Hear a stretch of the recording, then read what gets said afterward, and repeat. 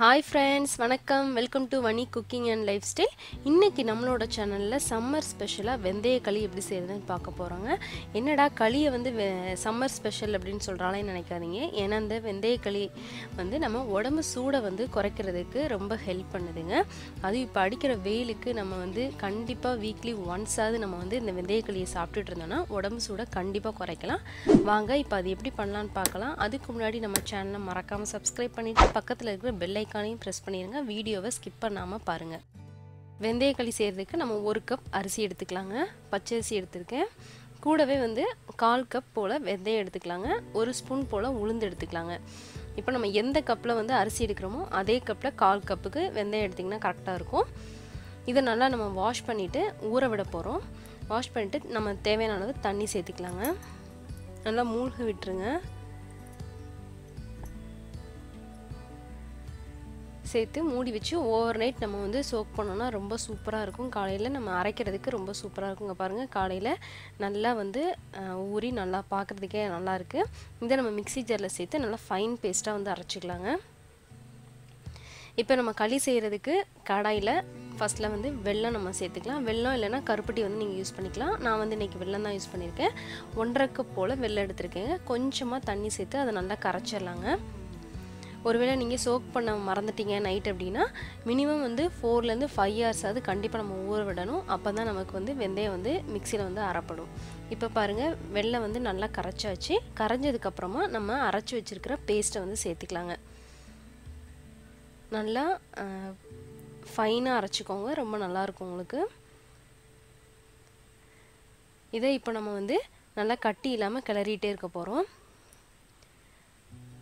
ரொம்ப ஒரு ஹெல்த்தியான ஒரு ரெசிபி தாங்க இந்த வெந்தய களி.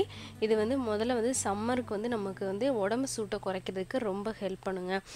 இந்த சம்மரில் வந்து நிறைய பேருக்கு வந்து யூரினரி ப்ராப்ளம்லாம் வரும். இந்த சூடு பிடிச்சிச்சு அப்படின்னு சொல்லிட்டு நிறைய யூரினரி ப்ராப்ளம்லாம் வரலைங்களா, அதெல்லாம் நம்ம அவாய்ட் பண்ணுறதுக்கு இந்த வெந்தய களி வந்து நீங்கள் அடிக்கடி சாப்பாட்டில் சேர்த்துக்கலாங்க. அதுவும் இல்லாமல் நமக்கு ரத்தத்தில் வந்து சுகர் லெவலை கண்ட்ரோல் பண்ணுறதுக்கும் இந்த வெந்தயம் வந்து உங்களுக்கு ஹெல்ப் பண்ணும். வெந்தயம் வந்து வெயிட் லாஸ்க்கும் வந்து நமக்கு ரொம்ப ஹெல்ப் பண்ணுதுங்க. அதுவும் இல்லாமல் நமக்கு வந்து லேடிஸ்க்கெலாம் வர இந்த பீரியட்ஸ் ப்ராப்ளம்லாம் இருக்கு இல்லைங்களா, அதெல்லாம் வந்து சரி பண்ணுறதுக்கு கூட இந்த வெந்தயம் வந்து உங்களுக்கு ஹெல்ப் பண்ணுது. அதுவும் இல்லாமல் ஜீரண ப்ராப்ளம், இந்த டைஜஷன் ப்ராப்ளம்லாம் இருக்கு இல்லைங்களா, அதெல்லாம் கண்ட்ரோல் பண்ணுறதுக்கும் இந்த வெந்தயம் வந்து உங்களுக்கு ஹெல்ப் பண்ணுதுங்க. இந்த மாதிரி நிறையா ஹெல்த் பெனிஃபிட்ஸ் இருக்கிற இந்த வெந்தயத்தை வந்து நம்ம அடிக்கடி வந்து ஃபுட்டில் வந்து சேர்த்துக்கணுங்க. இப்போ பாருங்கள், நம்ம களி வந்து நல்லா சுருண்டு வந்திருக்கு இல்லைங்களா, கட்டி இல்லாமல் நல்லா கெட்டியாயிருச்சு. இப்போ நம்ம வந்து நல்லெண்ணெய் சேர்த்து நல்லா நம்ம மிக்ஸ் பண்ணிக்கலாங்க. இந்த மாதிரி நல்லா சுருண்டு வரும்போது நம்மளோட களி வந்து நல்லா வெந்திருக்குங்க. இந்த மாதிரி ஃபுட்டெல்லாம் வந்து நம்ம குழந்தைங்களுக்கு வந்து அடிக்கடி நம்ம வந்து கொடுத்து பழக்கணும்னா ரொம்ப நல்லதுங்க.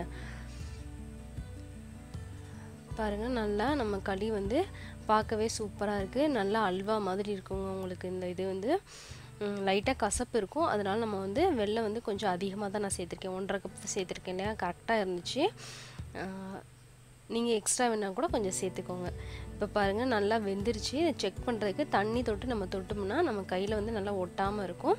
அந்த மாதிரி இருந்ததுன்னா களி வந்து நல்லா குக் ஆயிடுச்சுன்னு அர்த்தங்க.